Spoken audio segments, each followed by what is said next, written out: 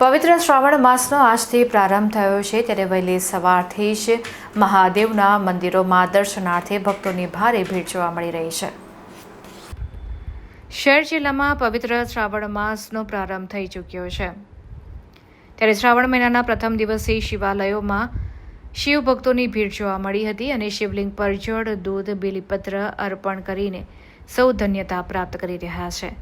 જોકે આજે વહેલી સવારથી જ મોટનાથ મહાદેવ તથા અન્ય શિવાલયોમાં ભક્તોની ભીડ સાથે દર્શન માટે લાંબી લાઈનો જોવા મળી હતી. અલબત્ત શિવાલયો ઓમ નમઃ શિવાય, બમ બમ બોલે, જય ભોલેનાથના નારાથી ગુંજી ઉઠ્યા હતા.